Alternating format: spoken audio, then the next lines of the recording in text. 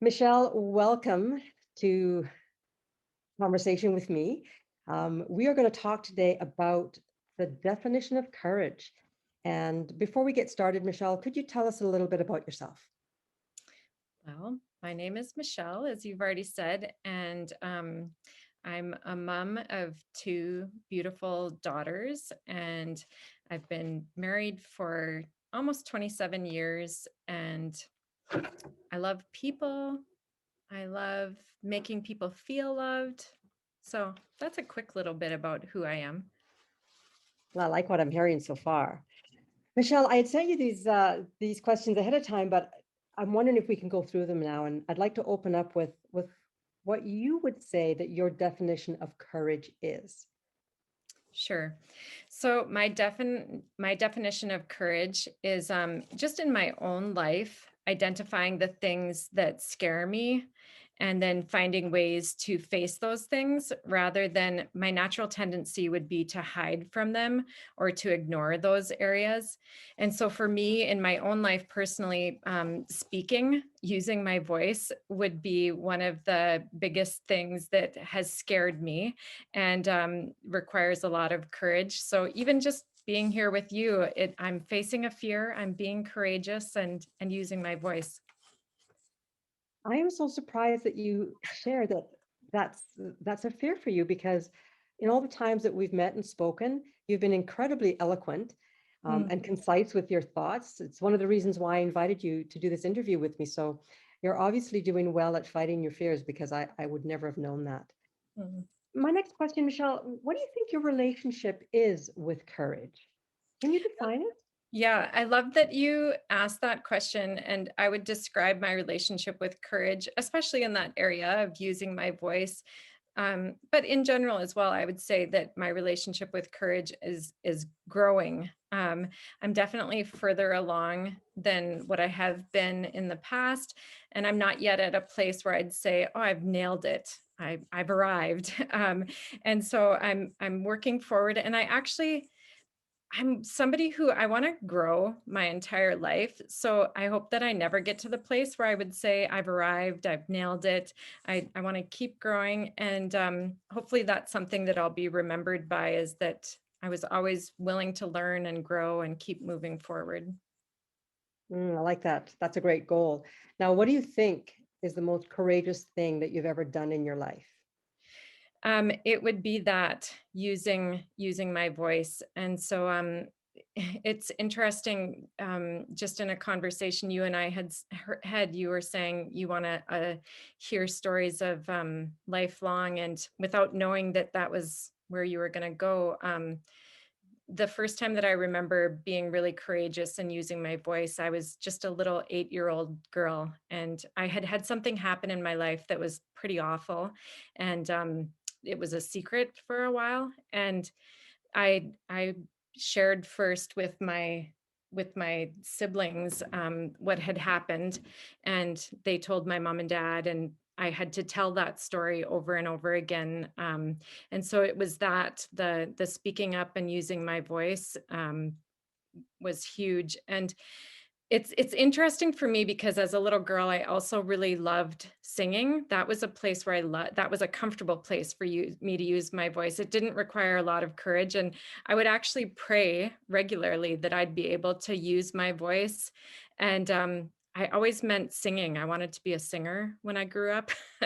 I didn't ever mean speaking. And so I have had opportunities to share and to use my words. And I'm looking for more of those opportunities to keep growing. So Oh, I love that story that you inadvertently prayed for something perhaps that had a different consequence. yeah. How do you think that first act of being courageous and speaking your truth in a difficult moment, how do you think that changed your life? Um, it's interesting because I I think we would like it to be like, oh, now miraculously everything is perfect. And in my case, it didn't miraculously fix everything. It definitely the heaviness of having a secret, um, being willing to open up and share definitely lifted off some of that heaviness of having that secret. And I definitely think, looking back and just thinking, man, what a courageous little 8-year-old girl I was. It definitely helped me to take steps forward.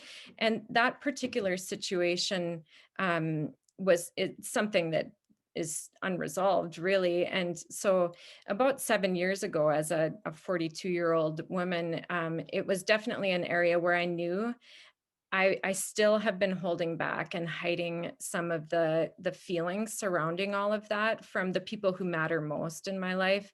And it's not fair to them to be hurt by something and to not use my words and share about it. And so again, I used my voice and had some really difficult conversations. And I think that little 8-year-old me would be proud of the 42-year-old me who is continuing those conversations.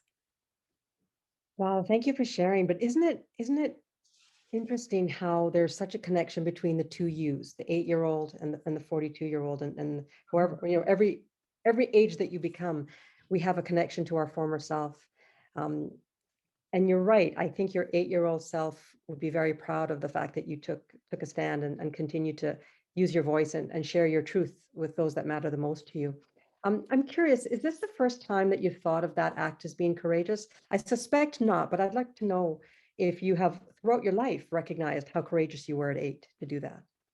It's interesting because I don't think I actually have ever thought the word courageous or thought about how brave I was. I've put definitely a lot of thought into many pieces of just what my healing journey and life, my growing journey has looked like coming out of that period of my life. But I honestly don't think I've ever thought of how brave I am and how brave I was and how courageous I am. So this conversation with you added just another area that I have to, keep thinking through. Yeah, and that's the whole reason why I want to have these conversations, because I really believe that especially women, we are committing courageous acts every day. Mm. You don't have to be, I said this to someone earlier, you don't have to be part of a political march to be courageous or to face down a terrible illness to be courageous. You are, of course, but we do courageous things every day that make a difference in how we, connect with the world around us. And that's what this series is all about. It's exploring that. Do you think now that you have given a name of or a label of courageous to that incident, that you will think more about it? Yeah, definitely, definitely. And in saying I hadn't labeled it, especially that first incident and using my voice there, I hadn't labeled it as courageous. More in these last few years, I've known when I speak, I know I'm doing it because I find it to be something that's scary. And so more recently, I have recognized I'm being brave, I'm being courageous. I know I'm stepping out, and I think it's more, maybe not daily, but for sure weekly. I think I'm brave. I know I've got this, and yeah, I do. Mhm. I love that. Michelle, is there anything else that you want to share with me about your feelings around this idea of being a courageous woman? I think just what you're doing, Mahara, just of helping us to recognize how brave and how courageous we are. I do think often we miss out on noticing that. And one other thing for myself, with this particular area with speaking, um, often even when I do speak, at the end of what I've said, I'll disqualify it by saying something like, I don't know if that resonates with anyone else, or I don't know if that makes sense. And so just in our lives, whether it's speaking or whatever it is, if we can learn to identify those times when we're being brave and how courageous we are, and then not disqualify it, claim it and say, I'm brave. Yeah, like you want to own it. Yes. Don't go backwards. Yes. Keep the momentum going forwards. I Yeah. think what you've highlighted though is a really common challenge for many of us. It's like accepting a compliment. Mm. You know, for some of us, it's really hard to accept a compliment. Well, I hope you will accept my compliment in saying, wow, you're a wonderful speaker. And I want to thank you for sharing your story with us. I hope to chat with you again.